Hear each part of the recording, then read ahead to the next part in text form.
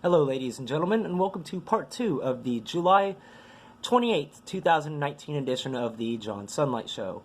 Before we head on to state news, I would like to put in something that I missed in not only this week's, but last week's edition of sports. Novak Djokovic won the men's Wimbledon tennis finals, making it his 5th Wimbledon championship and his 16th Grand Slam championship overall, and which is quite an accomplishment seeing how most people pay more attention to Roger Federer and Rafael Nadal. Djokovic's 16th championship puts him 2 behind Rafael Nadal, who has 18, and 4 behind Roger Federer, who has 20, for the most Grand Slam championships in the modern era. Well, now then, on to state news. You know, I almost didn't have a topic for state news until I heard something that made me sorry for almost doubting the stupidity of California. What can those retards be doing now, you ask? Well, now they want to give felons the ability to sit on juries.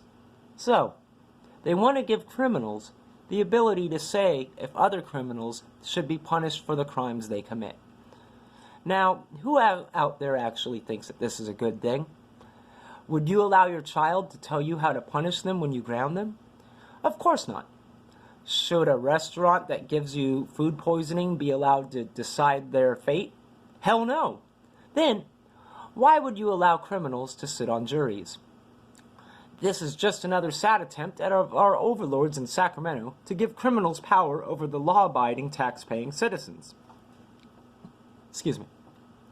I hope that every citizen out there stocks up on guns and anything else that can be used to defend themselves, because it looks like the people in California, in charge of us in Sacramento, could care less about us.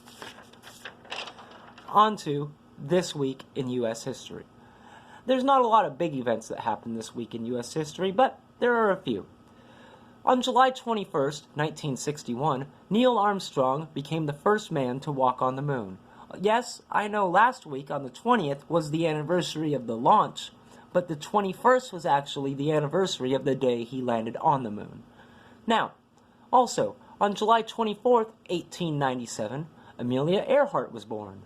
On July 24th, 1951, Linda Carter was born, who most people will know from playing Wonder Woman in the 1970s TV show. And finally, on July 25th, 1750, Henry Knox was born. And for those of you who don't know, Henry Knox was the first Secretary of War in the history of the United States. Now, on to national news. It seems that our overlords in Washington, D.C. are going to raise the minimum wage up to $15 an hour. That's just insane. Minimum wage was never supposed to be there to actually make it so you can raise a family. It's called minimum wage for a reason. A person who flips burgers should not be paid $15 an hour.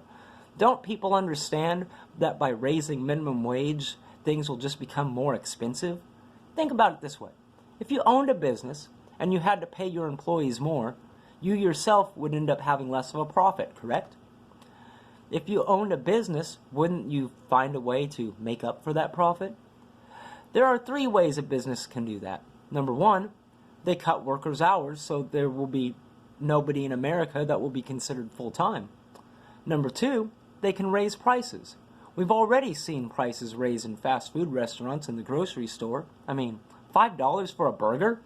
If you pay workers more, everything else will rise. Pay workers more, and costs will rise. Pay drivers more, costs to deliver things will rise. It's called cause and effect. Number 3, companies will use robots. And that's the most logical thing.